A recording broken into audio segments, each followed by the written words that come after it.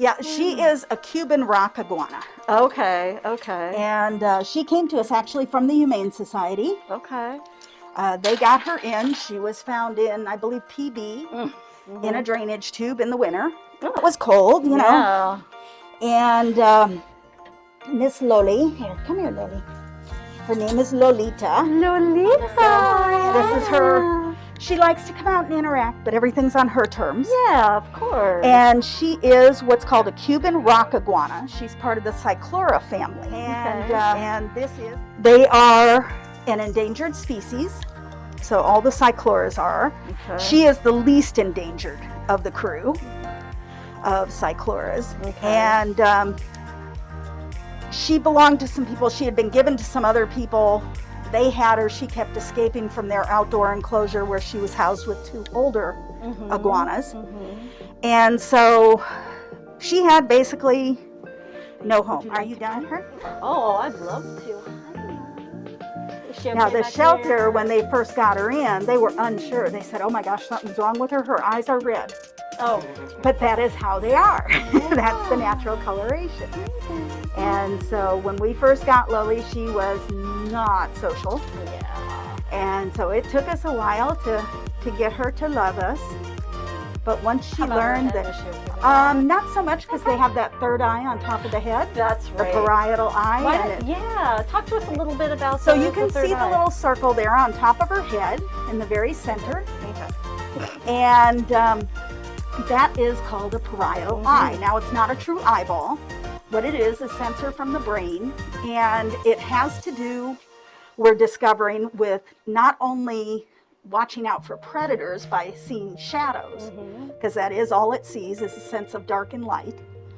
It can also help them to thermoregulate, and it also allows them to find the exact amount of UV that they need in the environment. Yeah.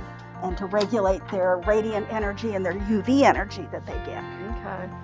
Which reptiles, just like people, can't survive without UV. It makes our bones strong. It allows them to process D3 into calcium and strengthen the bones. So all these animals need it, and most people don't buy it. Yeah. Because the kits that they sell don't come with it. So they assume it's not necessary. A white light and a red light, that's all you need, right? Yeah. Not true. Yeah. But, and that's the downfall for many animals. And it is what it is. That's another example of a threatened species. That's a Dumerul's boa. She was captive bred, being a boa constrictor. She comes from Madagascar. And she was live birth. She didn't hatch from an egg because they're ovoviviparous. And so she was born live, and she was gifted to us by a breeder that knew we did education many years ago. She's about 17 now, and she is a love, but you know, again, it's an animal that's losing its habitat in their case.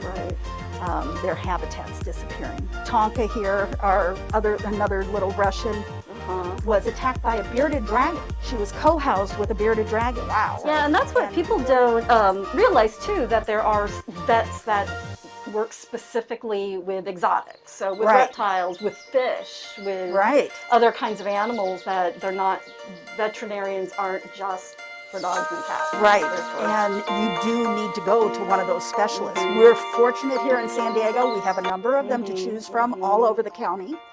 And we can provide a list if you need a good reference for one. Harry is a veiled chameleon, and you can see he has a burn scar on his back. That's where the spine area kind of lays flat there. But Harry was found in a parking lot in an apartment complex.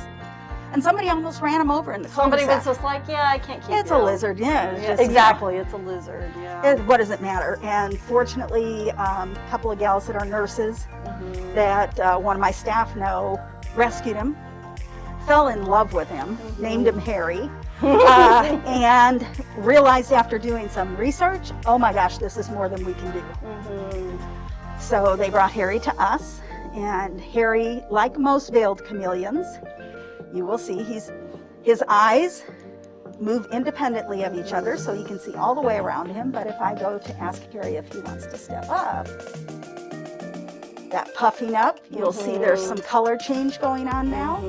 With chameleons, color changes are not to blend in. Color changes are to stand out. Our goal is to make ourselves see how the yellow and the greens are getting brighter. Lighting here is not the best, sorry. But the colors get brighter because it's a warning. In nature, bright colors mean danger. We could be poisonous or venomous, right? So that's his goal, is to make himself look flatter, bigger, and brighter colored to try and ward off anything that might want to eat him. Now, when we got Mac, picture a 2-foot-long lizard. Skin and bones, and a friend called me in tears, big burly Marine. He had answered a Craigslist ad for a female water dragon, Chinese or Asian water monitor, rather. And when he got there, he realized, A, it's not a female, but what happened was he got there to look at him, and oh my God, this animal was starving to death. The fella had fallen on hard times. He wasn't the best caretaker before that. Mac, would you quit? You are being a stinker. But what happened was he called us, and we went to him, and I was with the Herpetological Society back then, before starting EcoVivarium. And and I went and I talked to the fella on the phone when my friend called me from there. And I said, do you mind if I come and talk to you about your animal? He said, no, it's okay. He had him in his grandmother's garage. Grandma wouldn't let grandson stay, but she would let the animal stay. And she was terrified of him, even at 2 feet long. Don't fall in the water. Don't trip into the tub. He loves the camera. He's a huge personality, very spoiled boy. But when I got there, it was kind of a case of, look, we have 2 options here. I know you're trying to sell the animal. I'm not going to buy it from you. But this animal is going to die. If we don't do something. And if you're not willing to do it and not able to do it, I will offer to take the animal and take care of it and give it a good life. It's not that I wanted him at all. It was that he was going to die, literally. I know, that's his shoe. Mac, don't eat my shoe. Don't eat my shoe. Say, but it smells like a birdie. Probably smells like guinea pigs. Oh, yes. Yeah, that's in the food chain. That's in the food chain, too. That's in the food chain. This guy is, come here, big boy. So this guy is stunted, believe it or not. These guys can grow to be 10 feet and up to 100 pounds. And they come from Southeast Asia. Oh, you're being a stinker. And because he was starved early on, he'll never reach that. So they have the Jacobson's organ, just like...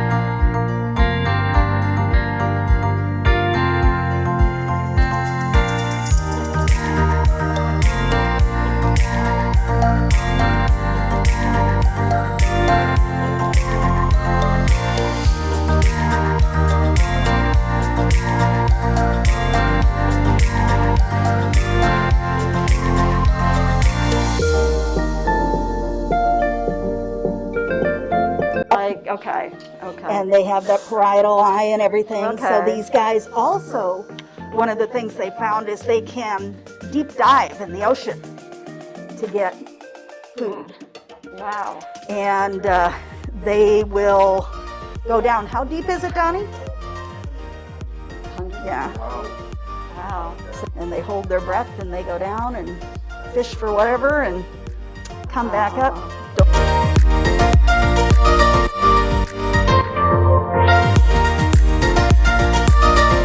Yeah, we had, at the beginning of the pandemic, we were just getting well known in the schools and coming in for science fairs and for semester-long STEM class programs and things that we do, where we come in every month and we give them animals to have in the classroom in between times. And so they're seeing a lot of us.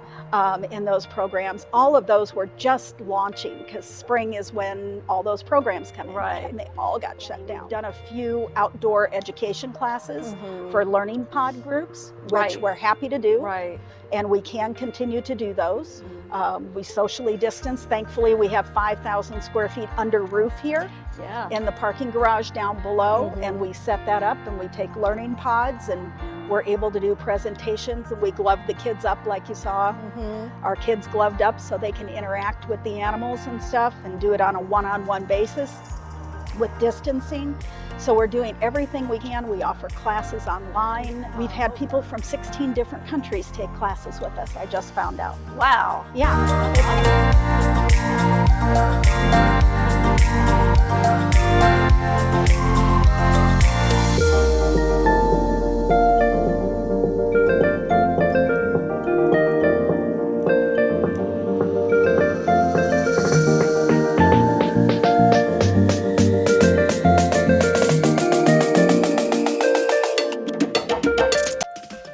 Looking for new ways to engage your students in humane education and the human-animal bond? Get Curriculum in Action, Multiculturalism and the Human-Animal Connection at animalbondstudies.org or cognella.com.